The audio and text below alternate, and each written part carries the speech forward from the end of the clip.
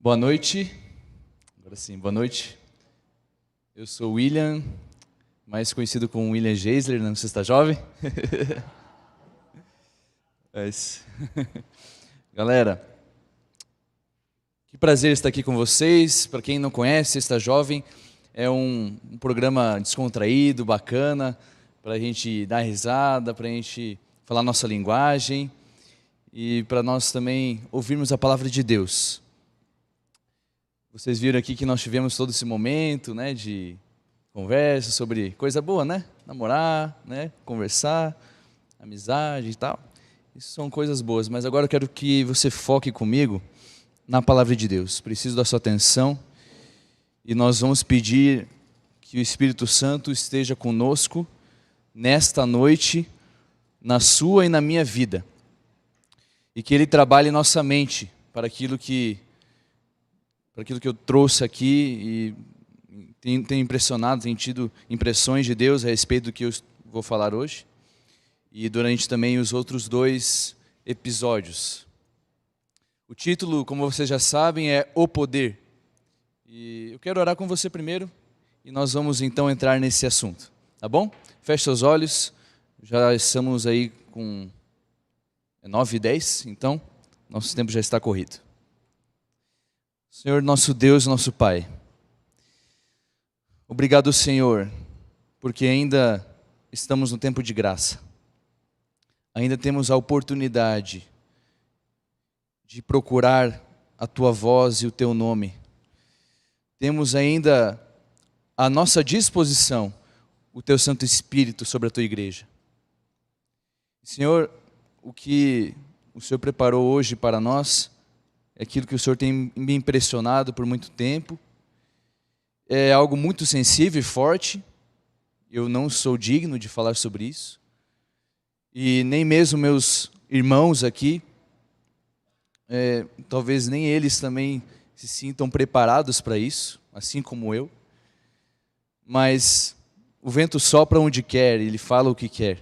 Não aquilo que nós queremos, mas aquilo que nós precisamos ouvir. Então te pedimos, Senhor, desça sobre nós e abra nossa mente e o nosso coração. Esse é o nosso desejo, Senhor, no nosso fundo do coração e de nossa alma. Em nome de Jesus oramos. Amém. Como o título já diz, o poder. Poder é uma palavra intensa, uma palavra forte. Eu pergunto para você, o que é poder? O que é poder? Se você quiser comentar aqui, os meninos podem falar para mim depois ali, podem falar também simultaneamente o que é poder, se alguém tem alguma ideia do que é poder e para que serve o poder. Eu queria saber de vocês. O poder, para mim, vem com a necessidade de mudança. O poder, ele vem com a necessidade de uma revolução, de causar um efeito, ele pode ser destrutivo ou pode também construir, pode trazer, edificar, somar. A palavra poder é algo intenso, ele traz mudança. Para mim, poder é isso. E por que as pessoas estão em busca de poder? Nós vemos hoje o mundo na busca incessante do poder. E tem vários tipos de poder, existem várias fontes de poder. Por exemplo, o poder da influência. Eu posso citar aqui um personagem que todos vocês conhecem, Hitler. Ele teve um poder de influência, persuasão e manipulação em massa tão grande, uma influência política tão grande e trouxe um efeito destrutivo sobre uma nação. Por outro lado, Martin Luther King, e tinha poder de influência e ele mudou a história do racismo na América do Norte. A história do racismo na América. Temos também poder exercido pelo dinheiro. E nem sempre é aquele poder, o dinheiro ele traz... quando a gente fala de poder por dinheiro, não é sempre aquilo que a gente pode comprar com dinheiro, mas o efeito que isso pode causar. O efeito que o dinheiro causa nas pessoas. Você tem mais dinheiro, você tem mais poder, você tem mais influência automaticamente. Poder também pode vir pela estética. Isso, o mundo hoje procura muito, poder pela estética, causar um efeito sobre as pessoas. Poder também, até mesmo dentro da igreja, nós vemos exercício de poder. As pessoas, elas procuram poder por cargo, por uma posição, por uma hierarquia, por quem influencia mais, quem manda mais. Até mesmo dentro da igreja nós vemos isso, uma busca incessante pelo poder. Eu quero abrir com você o que está em Atos, Atos capítulo 1. Atos capítulo 1, o verso 6 ao verso 8. Abra sua Bíblia aí. Atos capítulo 1, verso 6 ao verso 8. Eu diria também que poder só acentua aquilo que você é. Me dê poder e te mostrarei quem eu sou. Mas Deus, ele fala, na verdade Jesus, ele fala de um poder. Só que é um poder totalmente diferente daqueles que eu dei aqui como exemplo. Verso 6, Jesus aqui estava falando com os discípulos, nos seus últimos momentos, as últimas palavras de Jesus. E eu quero ler com você. Os que estavam reunidos lhe perguntaram: Senhor, será este o tempo em que restaures o reino a Israel? Respondeu-lhes: Não vos compete conhecer tempos ou épocas que o Pai reservou pela sua exclusiva autoridade. Mas recebereis o quê? Poder, ao descer sobre vós o Espírito Santo, e sereis minhas testemunhas, tanto em Jerusalém, Judeia e Samaria, e até os confins da terra. Cristo já havia passado 3 anos com os discípulos. Ele já tinha feito o que tinha que fazer. Agora, Jesus, antes de subir aos céus, antes de proferir as palavras: vinde benditos do meu Pai, na ocasião da sua vinda, ele teria algumas palavras de despedida. Algumas coisas que ele ainda tinha que afiar com os discípulos. Mas os discípulos, até aquele momento, que era já depois da morte de Jesus, obviamente, eles achavam ainda que Jesus, o Messias, ele ia agora restaurar Israel. Senhor, é agora que o Senhor vai restaurar Israel, vai expulsar os romanos, é agora que nós vamos ter poder sobre a nação, poder sobre esse lugar aqui, agora que nós vamos, então, agora que o Senhor ressuscitou, morreu, ressuscitou, e o Senhor é o Messias, é agora, Senhor, que nós vamos ter poder sobre isso? Então Jesus, ele ainda tinha que afiar algumas coisas com os discípulos. Ainda tinha que arrumar aquilo que eles não tinham entendido em 3 anos e meio. Ele fala assim: vocês vão receber poder. Sobre isso que vocês falaram, não interessa para vocês. Não vos compete saber os tempos. Mas recebereis poder. Poder do Espírito Santo. E sereis minhas testemunhas. O Espírito Santo é um agente da divindade. Ele é quase que inexistente no Antigo Testamento. Ele age nos bastidores.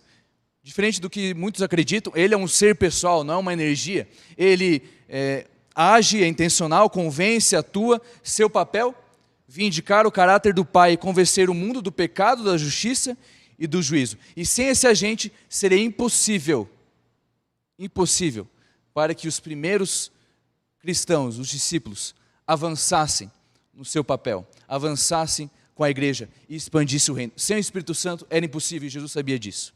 Ellen White nos esclarece ainda mais, em Atos dos Apóstolos, página 31. O Salvador sabia que nenhum argumento, embora lógico, convenceria corações endurecidos, ou atravessaria a crosta da mundanidade e do egoísmo.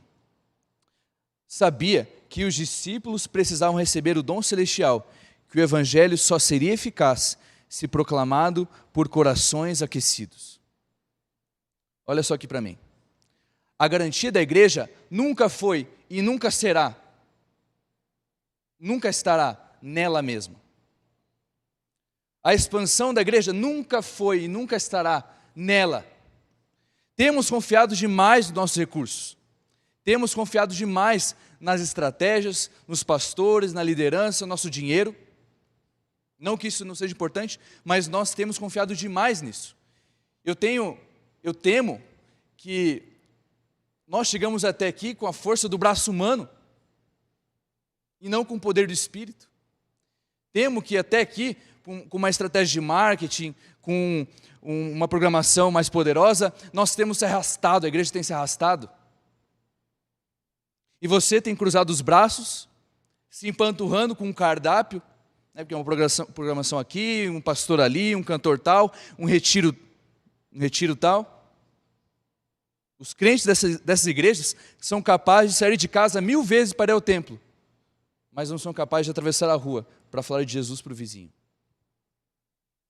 E é isso que é a igreja? Programação? Pastor, pregador? É isso que é a igreja? É você pegar o cardápio e agora deixa eu ver o que tem no menu de hoje. A palavra poder, a palavra para poder no grego, que Jesus ele usa, é dynamis. E se você tem um ouvido bom, essa palavra deriva, a palavra que nós conhecemos como dinamite. Não é qualquer poder, é um poder que explode. Essa palavra dynamis é usada também para os milagres, eram usados no Evangelho para os milagres de Jesus, os milagres de Cristo. O mesmo poder que Jesus ele tinha, agora é outorgado aos discípulos. Está disponível aos discípulos esse mesmo poder que Jesus ele tinha à sua disposição. Eles não tinham dinheiro, não tinham recursos, não tinham fama, não tinham templos, mas tinham poder. Nem mesmo Jesus falou que, olha, Pedro, você vai para tal lugar, faz uma semana tal. João, você vai para tal lugar, trabalha com os jovens ou trabalha com os idosos, assim. Ó, você vai para cá. Não. Se a gente for falar de estratégia, o máximo, talvez que a gente poderia falar que há uma estratégia aqui, é Jerusalém, Judéia e Samaria e até os confins da terra, só. O foco aqui de Jesus é mostrar que eles precisavam de poder. Temos confiado demais nos outros recursos. Eles não tinham nada, só tinham poder. Eu imagino que se tirasse o poder deles, nada sobraria. E se tirar o poder de nós, talvez tudo sobre. Esse poder desceria do céu, rogado por Cristo ao Pai. Era necessário que eles se unissem para isso e resolvessem as desinteligências, como Ellen White diz. Essa palavra que ela usa, desinteligência, porque de fato existia muita burrice em jogo. E outra coisa, eu vou apelar aqui para você. Eles precisavam se unir, precisavam se fortalecer. Uma igreja que está dividida, o Espírito Santo ele não consegue atuar. E eu pergunto, cadê os jovens nos cultos de manhã de sábado, que eu tenho visto poucos jovens vindo. Nós precisamos nos unir. Nós precisamos nos unir, nos fortalecer, cultuar o nosso Deus, buscar o Espírito Santo juntos. Virtualmente dá certo, mas não é a mesma coisa. Virtualmente não é a mesma coisa. Isso aqui é um amuleto. A internet é um amuleto. Nós precisamos nos congregar, nos unir. Você, jovem, você é saudável. Você pode vir. Amanhã você pode vir. Cadê os jovens dessa igreja? Precisamos nos unir. Sem união, o Espírito Santo não habita. Unidos em oração fervorosa, com alma em contrição, eles estariam aptos para receber o presente mais caro de Deus. E como um técnico em seu time, Jesus, ele deu as coordenadas de como isso iria acontecer. Como consequência desse poder que eles iriam receber, eles começaram agora a se tornar testemunhas. Porque aqui a Bíblia diz, recebereis poder ao descer sobre vós o Espírito Santo. E o que vai acontecer? Sereis minhas testemunhas. Essa palavra até está mal usada hoje. Testemunha, a gente fala assim, não, eu entreguei um folhetinho para um amigo ali do trabalho, um amigo da faculdade, entreguei um folheto, eu falei de Jesus, fui testemunha hoje, ufa, estou bem com Deus. A palavra testemunha para o grego é mártis, de onde vem a palavra mártir. Você sabe o que é um mártir? Mártir é aquele que é capaz de morrer por sua fé religiosa. Uma testemunha que é cheia do Espírito Santo, ele nega a si mesmo, esquece de si, até mesmo de sua própria vida, para entregar para uma causa, se entregar para Jesus. É naquele momento que os discípulos, eles entendem o convite de Jesus tão forte, negue-se a si mesmo, tome sua cruz e siga-me. Eles finalmente sentiram isso na pele. E eles começariam por Jerusalém, Judéia e Samaria, até os confins da terra. Jerusalém é ali que a igreja cristã nasce. Jerusalém está para os discípulos assim como você está para a sua casa. É na sua casa, é a sua casa que é o campo missionário mais difícil. É na sua casa que você tira a capa, você está desarmado. É na sua casa, com seu marido, com seu esposo, com seus filhos, que você mostra quem você realmente é. E após então os discípulos eles terem que pregar para ali os de Jerusalém, eles então iriam para a Judeia e Samaria e até os confins da terra. Profeticamente, o poder do Espírito Santo derramado sobre os discípulos no Pentecostes, capítulo 2, é chamado de chuva temporã. Você conhece? Conhece o que é chuva temporã? O termo chuva temporã e chuva serôdia representa ou está falando sobre a vida agrária da Palestina. Naquele tempo, eles dependiam de duas chuvas. A chuva temporã, que era a chuva inicial, para germinar o solo, e a chuva serôdia, mais forte que a chuva primeira, chuva serôdia, as últimas chuvas, eram as chuvas para a colheita. E profeticamente, agora a chuva temporã ela desce, o Espírito Santo se derrama sobre os discípulos para germinar o Evangelho, para que o Evangelho começasse. E nós vemos o resultado, 3.000 pessoas, 5.000 pessoas, num sermão só. Quero trazer uma curiosidade aqui para você. Naquele tempo, de acordo com algumas pesquisas, a população mundial era de 173 milhões de pessoas no mundo. 173 milhões. O Brasil hoje tem mais do que isso, né? Mas quando Jesus ele fala até os confins da terra, ele está dizendo 170 milhões de pessoas. A proporção disso para cada discípulo é aproximadamente 14.000 pessoas para cada um. 14.000 pessoas. Cada discípulo tinha 14.000 pessoas para evangelizar. É como se tivessem 93 cristãos em Goiânia, uma cidade incrédula do tamanho de Goiânia. 93 cristãos. Goiânia tem 1,3 milhões. E é como se tivesse 93 de nós para pregar para toda a Goiânia. Eles entendendo que Jesus deixou o céu, vindo aqui na terra para estar entre eles, eles agora fizeram o mesmo. Saíram do conforto, saíram de suas casas, decididos a irem a toda tribo, língua e nação, para que Jesus seja conhecido e que ele pudesse ser adorado. E nós, estamos fazendo isso? Estamos fazendo isso? Você sabe quantos cristãos existem hoje no mundo? Qual é o número de cristãos que nós temos? Alguém sabe aqui? Quantos cristãos temos no mundo? 2,3 bilhões. 2,3 bilhões de pessoas. Cristãos. Cristãos. O cristianismo é a maior religião. Mas, ironicamente, curiosamente e infelizmente, quase metade do mundo não tem acesso ao Evangelho. Quase metade do mundo não tem acesso ao Evangelho. Sabe quantos? Sabe quantos não têm acesso à história básica do Evangelho de Jesus morrendo na cruz? Sabe quantos? Alguma ideia? 3 bilhões. 3 bilhões.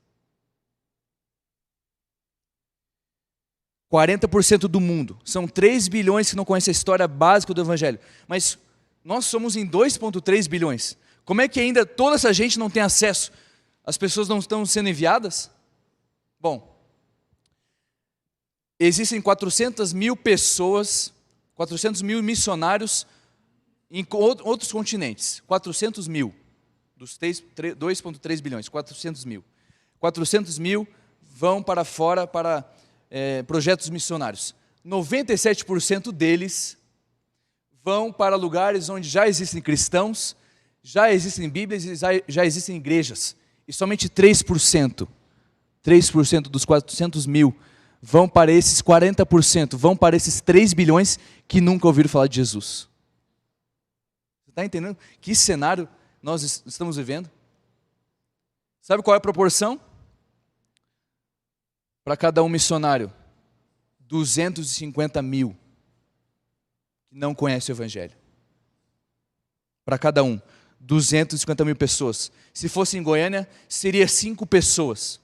5 pessoas para Goiânia inteira. Só que troca Goiânia, tira todos os cristãos, tira todas as igrejas e começa a colocar mesquita, templo budista, começa a colocar islã, começa a colocar animista, budista, hinduísta. Essa é a realidade hoje do mundo. mundo missionário. 1 para cada 250 mil. E é nesse cenário desesperador e desanimador que a chuva hoje será derramada. Mais forte que a primeira, ela vai dar força à mensagem de juízo. Ela dará força suficiente para que a igreja cumpra seu papel. É a chuva para a colheita. É o poder para fazer o que é improvável para o homem, mas possível pelo Espírito. Quando perdemos o sopro do Espírito, tornamos-nos crentes medrosos. Quando a igreja perde a plenitude do Espírito, ela se intimida e fecha-se em quatro paredes. Quando a igreja perde o fogo do Espírito, quando a igreja perde o fogo do Espírito, pessoas estão perecendo no fogo do inferno. Quando a igreja perde o fogo do Espírito, pessoas estão perecendo no fogo do inferno.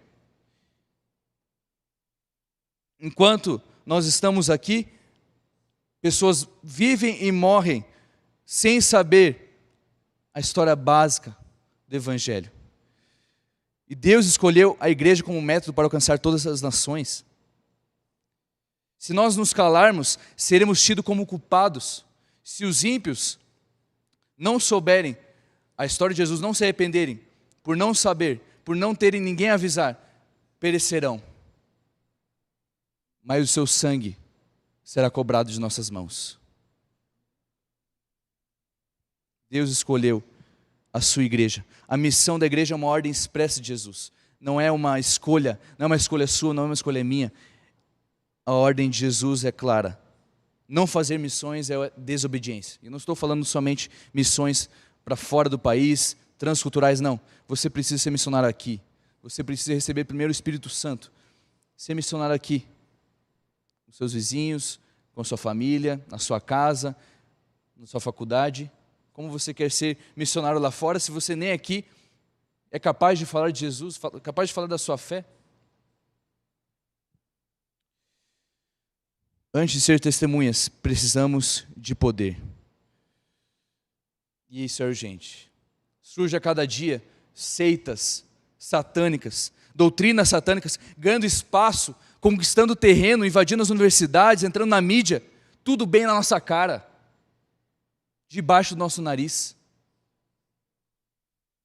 Sem intimidade com Cristo e sem intimidade com o Espírito, não há poder. Você precisa reconhecer isso. Você precisa sair daqui reconhecendo a sua necessidade de poder, a sua necessidade de fogo, a sua necessidade de que, sendo você morno, você precisa de intimidade com Deus. Poder do Espírito. Sem intimidade não há poder. A igreja não precisa mais do dinheiro do que precisa de poder. Olha a história de Pedro. Pedro diz, olha, eu não tenho nem ouro nem prata, não tenho riquezas, mas o que eu tenho eu te dou. Levanta-te e anda. Eu tenho poder. Hoje nós temos dinheiro, muito mais do que antes. Mas naquele tempo, eles não tinham dinheiro, não tinham riqueza, mas tinham poder. O que nos prova de que a igreja não precisa do nosso dinheiro para que o evangelho avance. Hoje nós vemos gotas, mas se pedirmos, Deus derramará torrentes. Eu quero terminar com uma história aqui. Eu vou contar essa história na primeira pessoa. É a própria pessoa contando a história. É a história de alguém que eu conheci, e até mesmo falei com essa pessoa hoje no telefone. E ela diz assim, eu nasci e cresci no coração do Oriente Médio. Cresci acreditando que Deus não existia. Mas na minha adolescência me tornei um muçulmano fervoroso. Fui ensinado a odiar os cristãos e o Cristo em que eles acreditavam. Que esses infiéis eram impuros e acreditavam em mentiras. Eu até cheguei ao ponto de odiar todo mundo, inclusive a minha própria família. Os quais não seguiam o caminho certo, que seria a verdadeira religião de Deus. Durante esse tempo de dificuldade e ódio, numa tarde, quando eu tinha 17 anos de idade, estava estudando para minhas provas finais, quando o homem de branco apareceu diante de mim. Um detalhe que não está aqui, porque ele não colocou por proteção. Esse menino, com 17 anos, ele estava se preparando para ser um dos terroristas da Al-Qaeda. Isso na década de 80, mais ou menos. Um menino que estava se preparando para ser um terrorista. Nós não podemos expor o nome dele por proteção. Mas ele nos conta que com 17 anos, um homem de branco aparece. E colocando o seu braço ao redor de mim, dos meus ombros, ele disse: eu sou o caminho, a verdade e a vida. Quero que você me siga e me sirva. Você vai enfrentar muitos problemas, mas eu estarei com você. Você terá vitória em mim, você é meu. Naquele momento ele diz: eu senti uma paz como nunca antes. Eu estava na presença da própria paz. Quem era aquele homem que dizia que era o caminho, a verdade e a vida? Eu não sabia, então comecei a procurar respostas. Um cristão me disse que é assim que Jesus se chamava na Bíblia, então eu pedi uma cópia desse livro. Naquela noite, li todo o Novo Testamento, 2 vezes, até que finalmente encontrei João 14,6. 2 dias depois, Deus me deu um sonho. No sonho, eu andava por uma floresta com um grupo de pessoas. Nós entramos em um lugar escuro, onde alguns estavam com medo. Mas eu disse que continuaria caminhando, e isso se repetiu por 4 vezes, até que por fim, eu estava andando sozinho. O caminho terminava em uma casa pequena em ruínas, com uma única vela acesa. Assim que entrei na casa, a vela se apagou. Eu me ajoelhei e fechei os meus olhos. Por quê? Eu perguntei. De repente senti uma mão no meu ombro. Ao abrir meus olhos e ficar de pé, percebi que a casa velha tinha se tornado nova e estava repleta de luz. O mesmo homem estava novamente em pé do meu lado. Vá, não se preocupe, eu sempre estarei com você. E esse homem, hoje, com mais ou menos 40, 50 anos de idade, ele escreve assim: foi assim que Deus tocou a minha vida. Eu ainda sinto sua mão em meu ombro todos os dias. Sei que Ele tem um plano e um propósito para a minha vida. E eu estou seguindo os seus passos de direção, dando o meu melhor para servi-lo. Esse homem, ele é um dos pastores, um dos líderes de uma das maiores agências de missão da Igreja Adventista do Sétimo Dia. Cresceu num lar muçulmano. Cresceu se preparando para ser um terrorista. Mas o próprio Jesus apareceu. William, o que isso tem a ver com a história? Esse homem, ele era da Jordânia. Jordânia está situada na janela 1040. Eu quero que o Maurício mostre agora a imagem que eu mandei para ele. A janela 1040 é onde está situados os 3 bilhões que eu falei para vocês. Os 3 bilhões de pessoas que nunca ouviram falar de Jesus. A média de ofertas, não estou falando das ofertas da igreja, mas ofertas cristãs. A média de dinheiro que vai para esse povo, 3 bilhões, é 0,1% das ofertas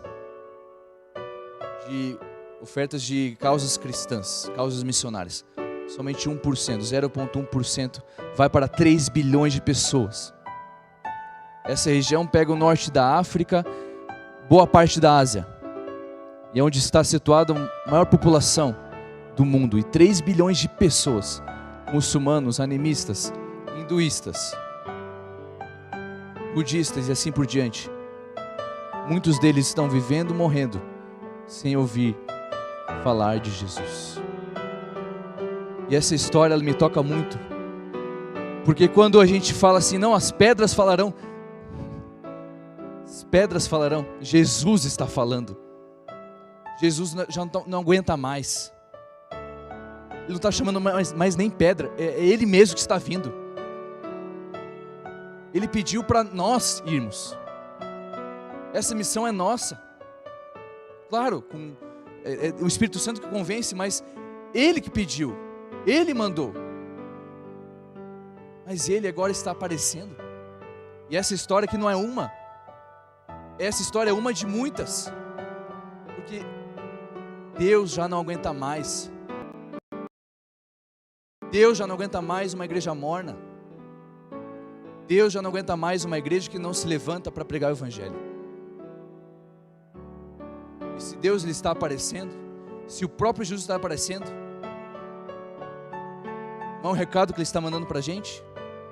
Que ainda o seu poder, que ainda Ele está atuando, não é para isso mesmo que Ele está fazendo?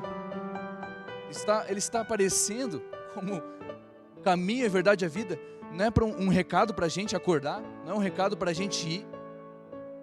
Se você não pode ir, dê recursos. Se você não pode dar recursos, ore. Comece a ser um missionário onde você está. Hoje eu falo de poder. Poder para a missão. Nós teremos outros 2 episódios falando de poder. Mas hoje eu quero tocar o seu coração. O Espírito Santo quer tocar o seu coração, para você reclamar um poder do qual você não experimentou ainda, para ser missionário, para você atender o chamado de Deus, para as correntes se quebrarem e que o inferno trema. Que o inferno trema. Porque aqueles que se levantam em nome de Jesus, aqueles que se levantam com o poder do Espírito, o inferno chega a tremer. Como Jesus mesmo disse, os dê autoridade para pisar em serpentes e escorpiões, e nada, absolutamente nada, vos causará dano. Jovens, a igreja confia em vocês, a igreja confia em mim. Existe porque nós confiamos nos jovens. Deus confiou essa missão para os jovens. Deus confiou essa missão para essa geração. Ou vamos esperar outra geração passar? Poder. Mas sem intimidade não há poder. Sem intimidade não há poder.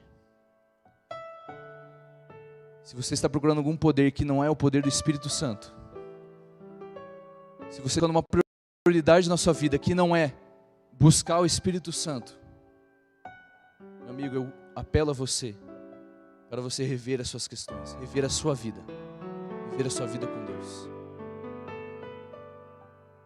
E a oração que nós vamos fazer agora, ela não substitui a oração que você vai fazer mais tarde.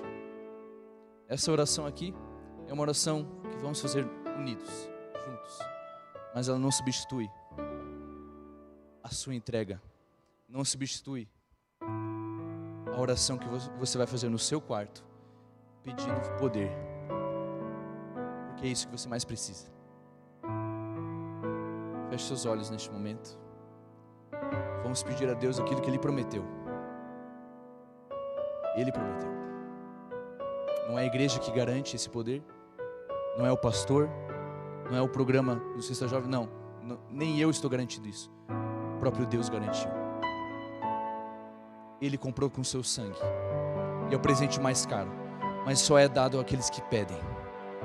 Então nós vamos pedir agora. Nosso Deus e Pai, Senhor de toda a terra, Senhor do universo, como somos indignos de estar em Tua presença, como somos indignos de chamar Teus filhos, mornos que somos, frios que somos. Seria melhor até este momento nem ser chamados Teus filhos, nem ter proferido Teu nome, porque temos rejeitado tão ferozmente o Teu chamado, o Teu poder. Senhor, a Tua igreja, no início dela, não tinha nada, não tinha dinheiro, não tinha fama, não tinha nada, não tinha riqueza, mas tinha poder. Como chuva temporã, iniciou-se o Evangelho se espalhou sobre a terra, e nós hoje somos muitos, mas que adianta ser muitos, se o mundo ainda desconhece, se o mundo ainda não te conheceu, se há tantas pessoas hoje que precisam ouvir sobre Jesus, sobre o Evangelho, 2,3 bilhões de cristãos que ainda não se atentaram, não acordaram para o chamado, não se atentaram para o poder que está disponível a nós, isso deve cortar o coração de Deus. E hoje está inflamando em meu coração, eu acredito que no coração dos nossos jovens irmãos, que precisamos mais do que nunca o poder. Não o poder que o mundo oferece, não o poder da influência, não o poder do dinheiro, não o poder da fama, não. É o poder do Espírito. Porque enquanto o fogo do Espírito não estiver entre nós, o fogo do inferno estará queimando pessoas que não entenderam, não conheceram a Ti, porque nós estivemos acomodados. Senhor, eu não tenho poder de persuasão, não tenho eloquência, somente o Espírito Santo consegue agora, através da mente, através da consciência, tocar o coração de cada um que está ouvindo aqui. Que a Tua palavra não volte vazia, Senhor. E eu apelo para que todas as pessoas que estão ouvindo agora sintam o toque do Teu Santo Espírito e tenham a sensibilidade para ouvir a Tua voz bem forte. E após essa oração, temos a certeza de que a promessa que foi garantida a nós, a promessa do Espírito Santo, foi cumprida hoje, foi cumprida agora em nós, em mim e na minha igreja. Esse é o nosso desejo maior, Senhor, e nossa maior necessidade. E eu oro no nome de Jesus, nosso Salvador e Senhor. Amém.